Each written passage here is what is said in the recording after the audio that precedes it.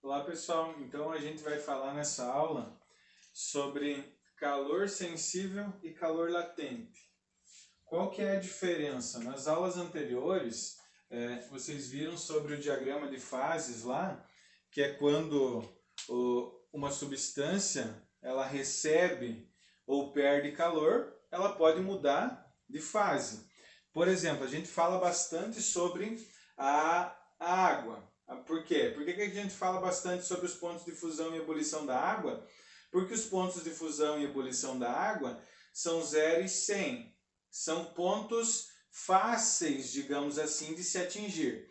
Vocês viram que no diagrama de fases, o diagrama de fases ele divide conforme a temperatura e pressão. Porque vocês sabem que se um corpo aumenta a sua temperatura, uma pedra de gelo, por exemplo, se ela recebe calor, o que vai começar a acontecer? Ela vai começar a aquecer. Aquecer, quando ela chegar no ponto zero, ela vai começar a fazer o quê? Em 0 graus Celsius, ela vai começar a fazer o quê? Vai começar a mudar de fase. Vai começar a mudar de fase. E ali, como eu falei para vocês, quando eu tenho gelo e água derretendo, vai ocorrer o aumento da temperatura? Não. Aquele calor usado para derreter essa barra de gelo, ele é chamado de calor latente. O calor latente, ele é o quê? Ele serve para mudança de fase. Mudança de fase. Depois a gente vai ver lá. Mudança de fase. Beleza? Já o calor sensível, para que ele serve? O calor sensível, ele é aquele calor que serve para mudança de temperatura. Essa é a diferença, pessoal, calor latente e calor sensível. Ele serve para mudança de temperatura e o outro é o calor usado na mudança de fase. Para a gente relembrar, eu coloquei algumas formulazinhas aqui, ó. Vocês sabem que as substâncias, os corpos, eles trocam calor, beleza? Se um corpo receber calor, o que vai acontecer com suas partículas? Elas vão agitar cada vez mais, aumentando, elevando sua temperatura. O grau de agitação das partículas, ele determina a temperatura. Se um corpo perder calor, ele vai fazer o quê? Ele vai diminuir esse grau de agitação, ou seja, ele vai diminuir a sua temperatura. Um fluxo de calor é dado pela quantidade de calor dada por Q.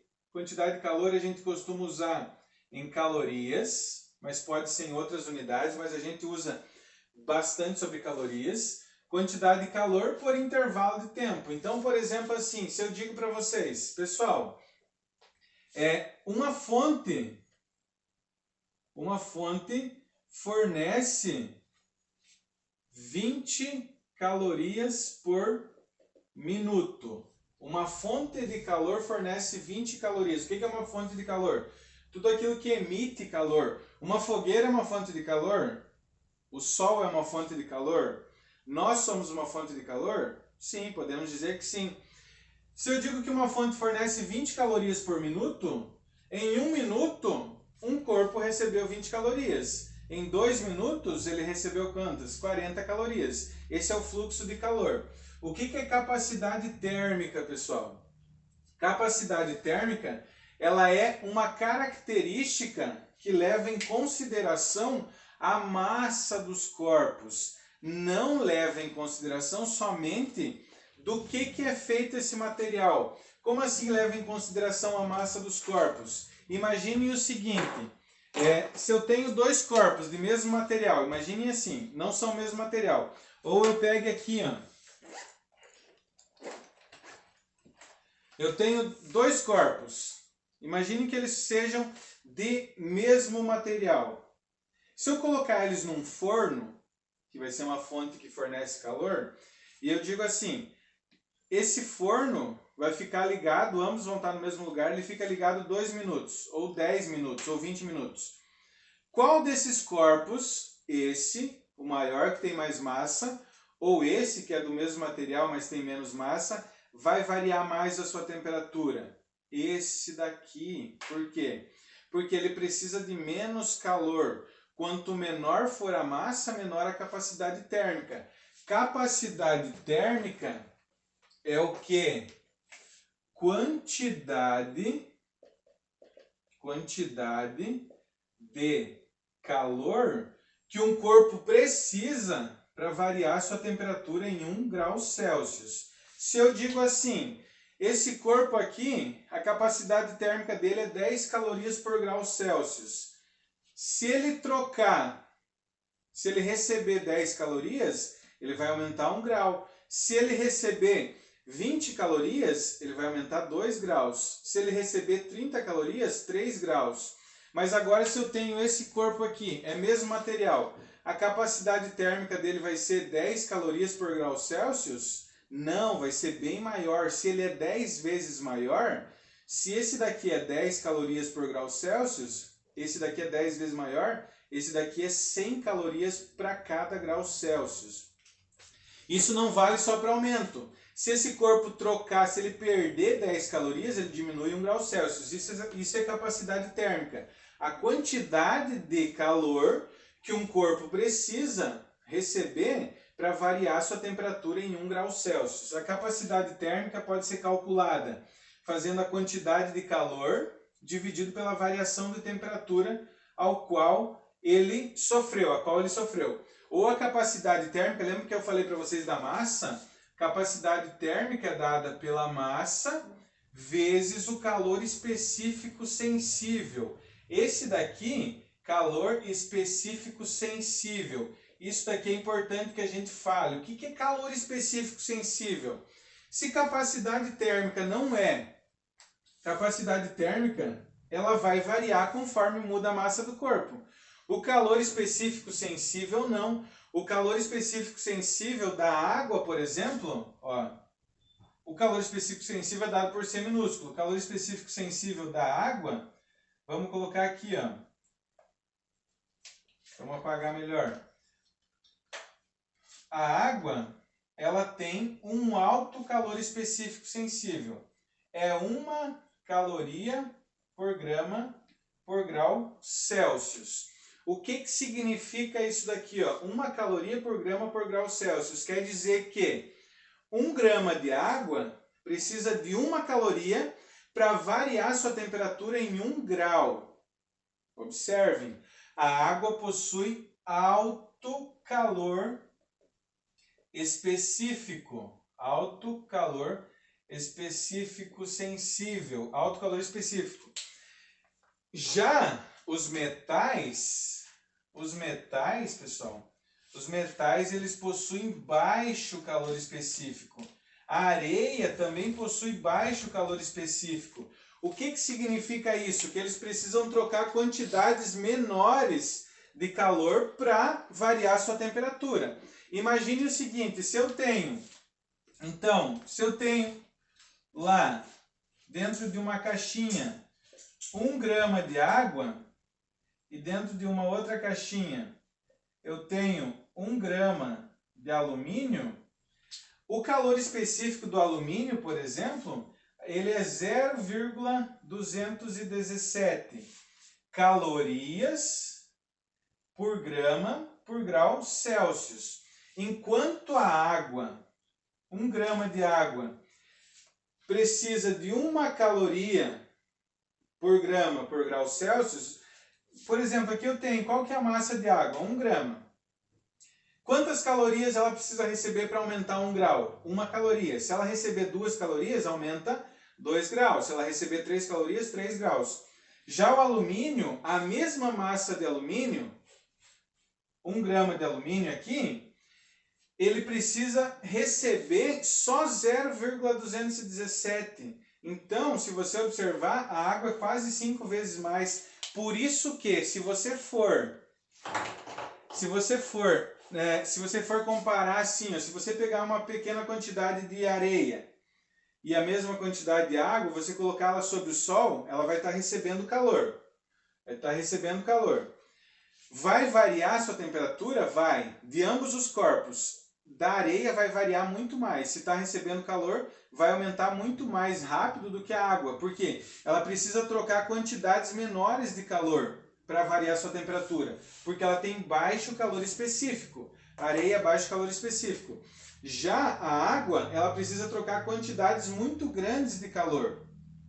A mesma medida que um corpo ele demora ou ele precisa trocar grandes quantidades, a água, por exemplo, ela vai demorar muito para variar sua temperatura, para aumentar e para diminuir. À noite, quem já entrou numa piscina à noite ou num rio, por exemplo, vai observar que durante a noite a água ela vai parecer quentinha, enquanto a areia já vai estar bem mais fria. Por que isso acontece? Porque na medida que ela demora para esquentar, precisa ganhar grandes quantidades de calor para aquecer, ela precisa perder grandes quantidades de calor para se resfriar também. Já a areia não. Por isso que no deserto, durante o dia, é extremamente quente por causa da areia, e durante a noite as temperaturas são extremamente frias, é por causa do calor específico sensível.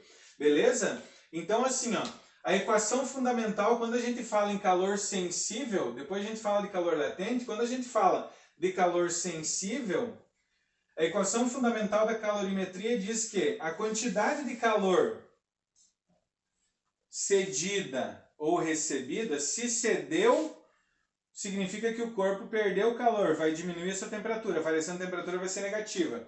Se o corpo ganhou calor, a variação de temperatura vai ser positiva. A quantidade de calor é igual à massa do objeto que influencia, vezes o calor específico, sensível, que cada substância tem é característica própria, vezes a variação de temperatura. Essa daqui é a equação fundamental da calorimetria. Então, seria mais ou menos isso. Quando a gente fala de calor latente, eu falei para vocês que o calor latente é a quantidade de... Vamos deixar só calor latente ali.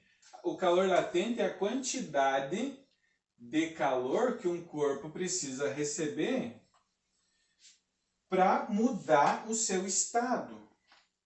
Beleza? Calor latente está associado... Calor latente está associado à mudança de estado. Beleza? Está associado à mudança de estado. O calor latente é dado pela massa vezes o calor latente. Todos os materiais, agora, como os materiais eles têm um calor específico sensível próprio, os materiais eles vão ter um calor latente próprio. Calor latente de fusão ou de vaporização. Beleza? Então, essa é a principal diferença. Enquanto o calor específico ele é para quê? Para mudança de temperatura, o calor latente ele está relacionado à mudança de estado de uma substância. Beleza? Então seria mais ou menos isso para vocês terem uma noção.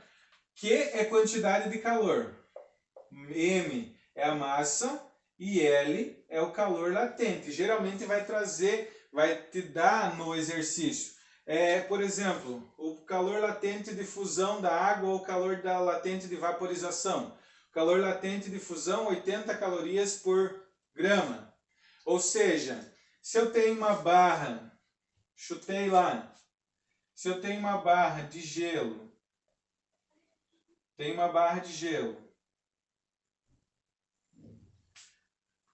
e ela atingiu a temperatura de 0 graus Celsius. Ela recebeu calor,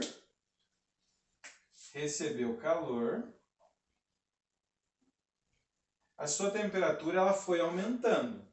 Que calor que ela recebeu aqui? Calor sensível. Exemplo, ela estava em menos 10 e a temperatura foi subindo. A gente pode até representar aqui num gráfico. ela estava em menos 10, a temperatura. Subiu. Quando ela chegou em zero, ó, estava em menos 10 Celsius. Temperatura, quantidade de calor, calor sensível. Estava em menos 10 Celsius, ela recebeu esse calor. Quando ela chegou em zero, é o ponto de fusão da água. Aí o que vai acontecer? Ela vai receber uma determinada quantidade de calor e aqui a temperatura não vai aumentar. Mesmo que tenha água derretida ali, água no estado líquido, essa água vai estar a 0 graus. Depois que toda essa massa de gelo aqui derreter, aí sim, aí a gente vai começar a fornecer calor de novo. O calor aqui é calor sensível, vai estar aumentando a sua temperatura. Quando chegar em 100 Celsius, o que acontece de novo? Vai parar de aumentar a temperatura de novo. Se você pegar uma panela com água e colocar essa água lá sobre a chama de um fogão, essa água lá, ela não vai passar de 100, essa água líquida não vai passar de 100 graus Celsius. Por quê? Quando ela chegou em 100 graus Celsius, ela vai começar a fazer o quê? Vai começar a evaporar, processo de vaporização. A quantidade de calor usada aqui, acho que é 540 calorias por grama, o calor latente de vaporização da água. Ela vai receber uma determinada quantidade de calor e só a partir daí, toda aquela massa de água líquida que virou vapor vai começar a se aquecer de novo. Então, acho que vocês compreenderam. O calor latente ele serve para quê? Calor latente é o calor usado para mudança de estado. O calor sensível é o calor usado para variação de temperatura. Então seria mais ou menos isso. Um abraço e até mais.